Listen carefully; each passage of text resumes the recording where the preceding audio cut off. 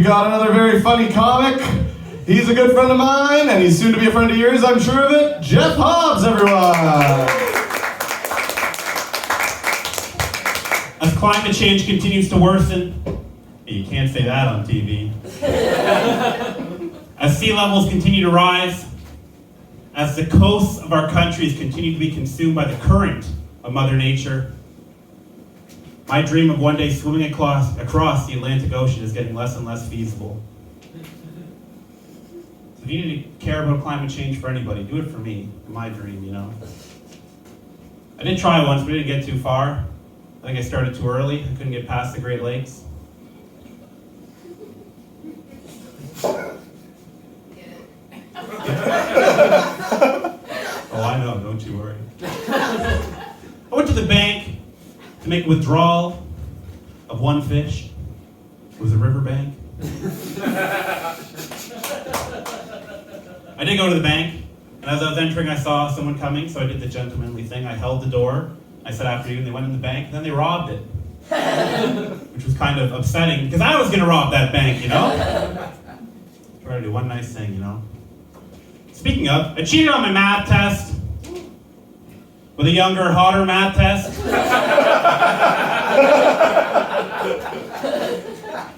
Not too young, though. They'd have to throw me in county jail, you know? Lost them. Yeah, a lot of people like to accuse me, and they say my jokes are too corny. So I guess we'll see what else I cobbled up for tonight. Oh, I did think of a PG version of one of your jokes was, how do you stop the aging process? You just stop counting. I'm still like 13. I figured that out pretty early. You know? Well, I guess I should be 18. All right. I got sprayed by a skunk the other day. Caught me off guard. I don't even know where it got a water gun, you know. I got a ticket for parking illegally, which kind of ticked me off, you know. Like, I already know you can't drive drunk, but doesn't say anything about parking drunk, you know. And they got me on, I was parallel parking, I did it perfectly, you know. Their car was there, and my car was just lined up perfectly parallel. And they tried to say I was blocking the road. It's like, well, I can't move the car, I'm drunk. I lived a pretty sheltered life growing up. I had a home. So ironically, they did call it a homeless shelter, you know, that's fine.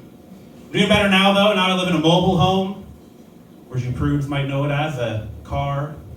And, you know, you hear a lot about mobile homes getting sucked up by tornadoes, right? And it's like, oh yeah, mobile homes, you know? But to be fair, by definition, any home in a tornado is a mobile home. Try to buy slip-on shoes, bought slip-in shoes by mistake.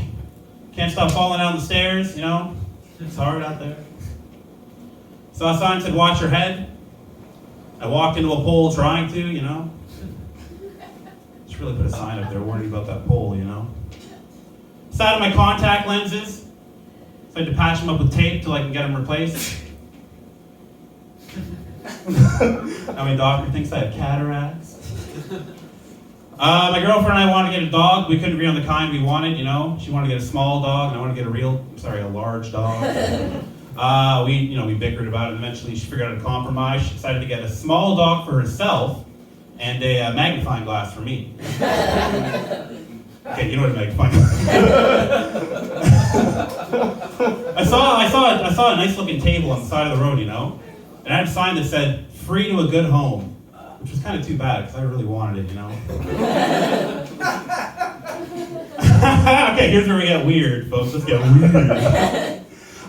They say that your true self comes out when you get drunk, you know? And whenever I get drunk, my vision starts to blur, you know? And I think that my true self does need glasses. I have a cat that follows a red dot everywhere it goes. Whenever I put the red dot, it goes, you know? So I open its mouth and I shine the light down its throat. Because I think it could do with some introspection, you know?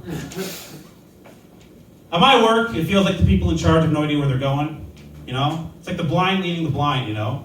But to be fair, how was I supposed to know those guide dogs couldn't see? Hey, ever wonder why escalators can't accommodate wheelchairs? Like, we went through the hassle of making automatic stairs to get you from there to there. and then made it for the people that can take the stairs next to the escalators, you know? Like, was it such a pressing issue for us to be able to go up a little bit faster?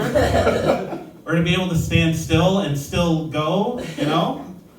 Like, I like to think the person that, like, made them, like, had, like, a vendetta, you know? They're like, well, they should get to sit in wheelchairs. They get to sit and move. Why can't we just stand and move, you know? And it was, like, all, like, opposite, like, the airport.